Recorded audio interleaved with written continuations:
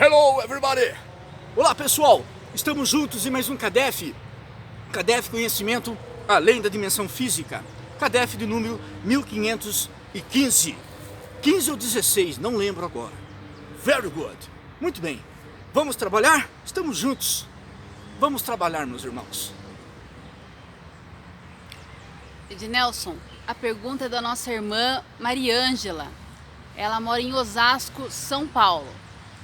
A Mariângela pergunta se cansaço, desânimo, não consegue dormir direito, tudo isso tem a ver com a data limite? Porque desde quando ela ficou sabendo dessa história da data limite, ela vem sentindo esse cansaço, essa fraqueza, e diz que não é falta de vitamina não, porque ela vem se alimentando muito bem. Ela quer saber qual é a sua opinião, Ednelson. Pode ajudar a nossa irmã Mariângela?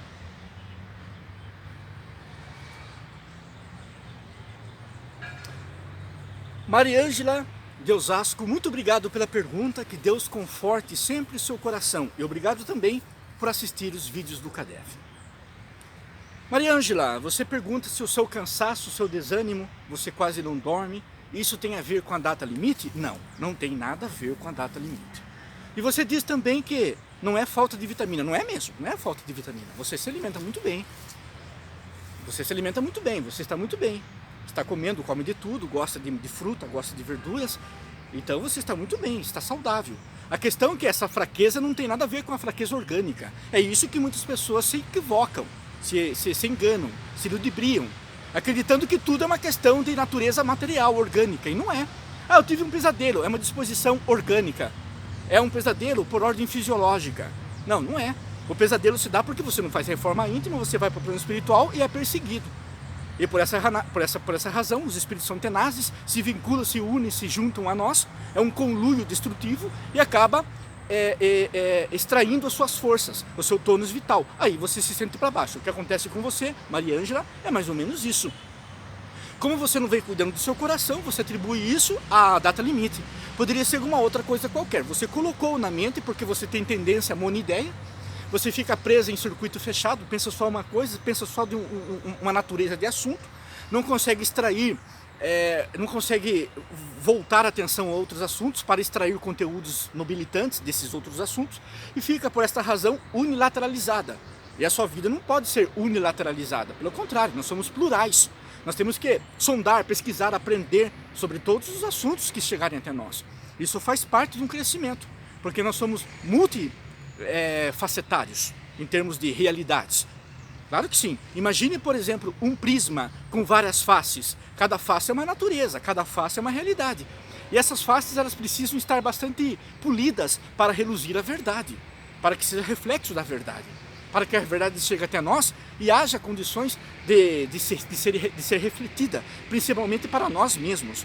Então o que acontece? Como nós não fazemos essa reforma íntima, essas faces desse polígono, digamos um polígono com muitas faces, essas faces ficam ou obtusas, turvas, opacas, e acabam não refletindo a verdade. O que é a verdade? A verdade é tudo aquilo que está dentro de nós, tudo aquilo que nós fazemos que gera bons resultados para nós, para os outros. Isso é a verdade. Conhecereis-vos a verdade e a verdade vos libertará. A verdade está em nosso coração. Onde está escrita a lei de Deus? O gênio Allan Kardec, Hipólito Denizar Rivaio, pergunta, interpela, indaga. Onde está escrita a lei de Deus? Na consciência. Todos nós, dentro da nossa consciência, nós temos as leis de Deus. Allan Kardec acreditava talvez que as leis de Deus pudessem ser encontradas numa sinagoga, numa mesquita, numa igreja, numa meca, num templo hermético fechado, numa loja mística. Não, não. Nem nas escrituras sagradas. O Upanishads, Livro dos Mortos, Mazdeísmo, a Bíblia, o Torão. Não, nada disso. Não está nesses lugares. A verdade está na nossa consciência. Questão 621 do Livro dos Espíritos. Livro dos Espíritos, publicado em 1857, no 18 de abril, por gênio Allan Kardec. Então, nós temos que descerrar, nós temos que abrir as realidades do nosso mundo interior, para que nós não fiquemos atribuindo ou delegando, fazendo transferências, os conflitos de Carl Gustav Jung, quando ele fala, por exemplo, dos mecanismos de defesa. Nós criamos mecanismos de defesa justamente para evitarmos a verdade, a individuação. Precisamos pensar um pouco mais de maneira holística. E é claro que, quando nós estamos protegidos pelo nosso ego, procuramos evitar a verdade. Procuramos evitar aquilo que nos faz refletir, porque a reflexão traz desconforto, a reflexão traz um certo incômodo, porque nós nos habituamos ao conhecido. O conhecido nos traz uma certa pseudo-segurança, e é uma pseudo-segurança porque a vida ela sempre se renova, e quando você precisar se renovar, esse conhecido não estará mais presente, aí você sente desconforto, aí você sente dor. O que nós chamamos de aspereza emocional. Você fica áspero, ou rígido, ou sangrando espiritualmente falando. E isso lhe traz desconforto. Agora, aquele que está sempre em busca da verdade, ou procura buscar essa verdade, ele não se fere muito com as realidades. E não procura fazer o quê? Esse mecanismo de defesa, transferir os nossos conflitos ou delegá-los a uma suposta data limite, ao pai, ou à mãe, à infância. Sim, pode ser mesmo. A infância de repente teve alguma repercussão, reverberou em nosso estado presente. Isso pode acontecer. E crescemos com crenças falsas. Essas crenças falsas ficam enraizadas em nós. Porque aquilo que é invisível pode ser perigoso. Imagine, por exemplo, uma grande árvore. Esta grande árvore frondosa que exala perfume, onde os pássaros do céu podem descansar, onde oferece sombra para o viajor, frutos para aquele que está faminto. Essa árvore, ela só é possível com todas essas qualidades graças às raízes. E você não enxerga as raízes. Por quê? Porque as raízes estão ocultas, está intrassolo.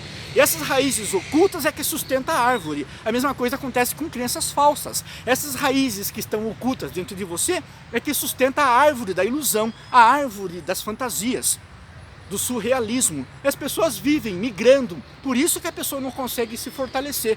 Os espíritos estão nos intuindo, estão dizendo que você, por exemplo, não consegue ter uma posição fixa na vida. Ora você é espírita, ora você é mística, ora você procura a ordem Rosa Cruz, ora você é gnóstica, ora você não acredita em nada, é ateia, e fica migrando de uma posição para outra, e fica trafegando nesses mundos de ilusões.